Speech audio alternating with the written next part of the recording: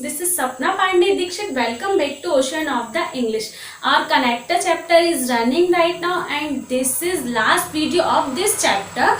By the end of this video, this chapter also will be finished. So let's start with the connector number 9 or type of number 9. 9 hardly या scarcely when.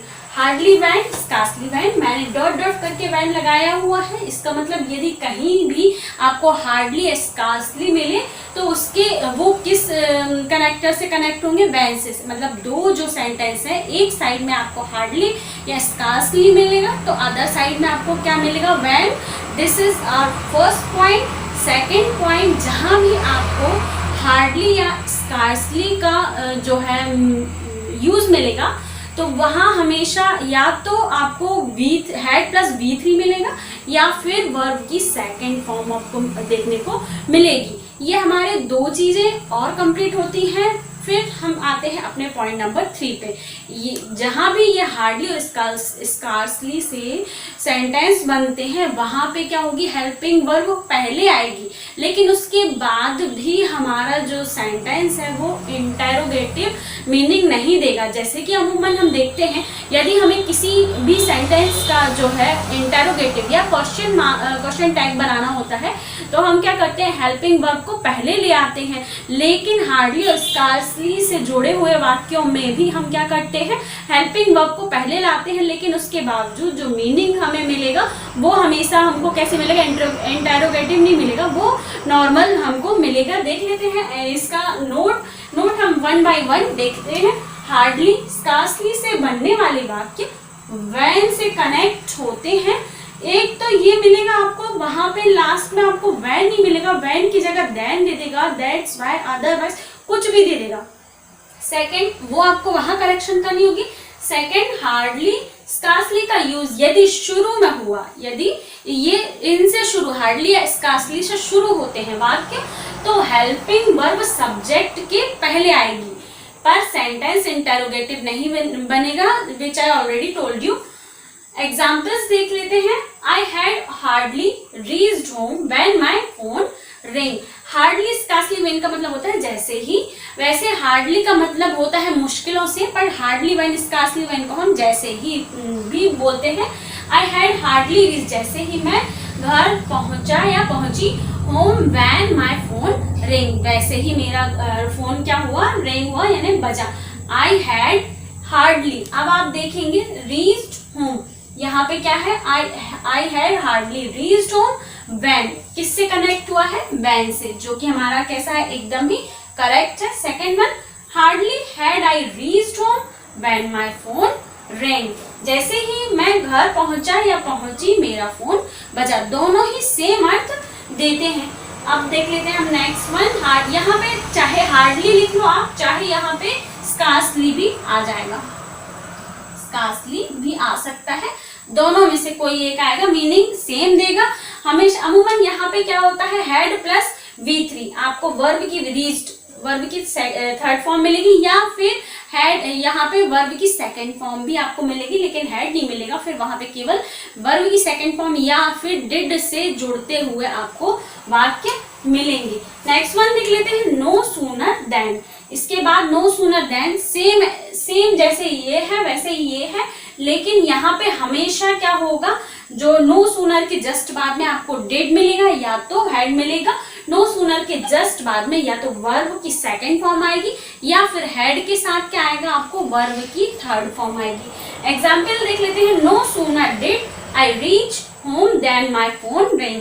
Already यहाँ पे did लग गया है, तो did, do, does के जो है वाक्यों में हम क्या करते हैं? वर्ब की फर्स्ट फॉर्म यूज करते हैं नो सूनर। इसका मतलब भी होता है जैसे ही। No sooner did I reach home, जैसे ही मैं घर पहुंचा या पहुंची। देन माय फोन रिंग, मेरा फोन बजा।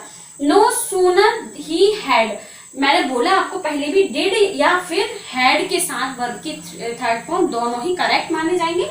No sooner he did seen the tiger than he ran away, लेकिन यहाँ पे क्या गलती हुई है? नो सूनर के बाद क्या आ गया? सब्जेक्ट, जो कि गलत माना जाएगा। यहाँ पे नो सूनर के जस्ट बाद में क्या मिलना चाहिए हमको? वर्ब, हेल्पिंग वर्ब मिलनी चाहिए। नो सूनर हैड, उसके बाद ही आएगा यानी subject. He seen the tiger then he ran away। यहाँ पे हमारे ये दो और जो कनेक्टर है कंप्लीट होते हैं। चलते हैं नेक्स्ट की तरफ। नेक्स्ट देख लेते हैं as soon as। इसका मतलब भी होता है जैसे ही। as soon as के साथ हमेशा क्या होगा, will shall का यूज नहीं होगा कभी भी। as soon as आपको यदि कहीं मिल जाए किसी वाक्य में तो वहां will और shall का यूज नहीं होगा। will यदि will और shall आया भी तो अदर पार्ट में आएगा, उस वाले पार्ट में नहीं आएगा जिस पार्ट में as soon as का यूज हुआ है।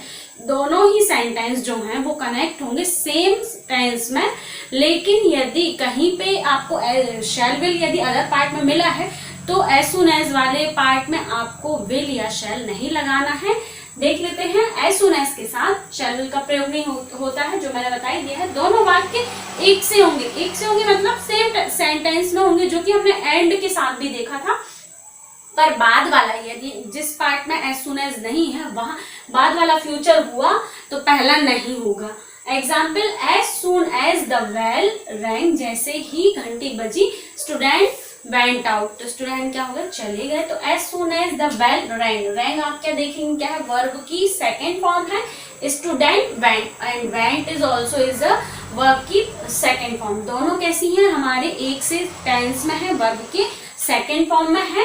तो as soon as के साथ दोनों टेंस कैसे हैं, सेम टेंस है। यहाँ पे कोई भी shall will का यूज नहीं हुआ है। अदरवाइज यदि वहां पे shall will होता तो यहाँ हमको shall will नहीं करना था। ये होता है हमारा as soon as खत्म। सेकंड देख लेते हैं, लास्ट वन if यदि एज अ कनेक्टर यूज होता है, यदि सेंटेंस की शुरुआत if या कोई कारण बताने वाले वर्ड से होती है, जैसे कि since as से शुरू हुई हो तो बाद वाले में that's why therefore so that या कोई भी कनेक्टर यूज नहीं होगा, ओनली कॉमा वहां पे यूज होगा। जैसे कि as she was not well, as यानी कि जैसे कि वो बीमार, वो अच्छी नहीं, शी वॉज नॉट वेल, वो अच्छी नहीं थी, मतलब तबीयत से अच्छी नहीं थी। So she did not go there, तो अब यहाँ पे सो लगाना क्या गलत माना जाएगा। यहाँ ओनली क्या यूज होगा, कॉमा यूज होगा। As she was not well she did not go there. Since you work hard, जैसे कि तुमने बहुत मेहनत की। Therefore you pass the exam, इसलिए तुमने एग्जाम पास किया। तो यहाँ पे देयरफॉर यूज नहीं होगा, ओनली कॉमा यूज होगा। ये थे हमारे कनेक्टर्स। इसके अलावा कनेक्टर चैप्टर में कुछ भी नहीं बचा है। जितना भी इम्पोर्टेंट चीज थी वो मैंने आपको कंप्लीट करा दी है। Thank you.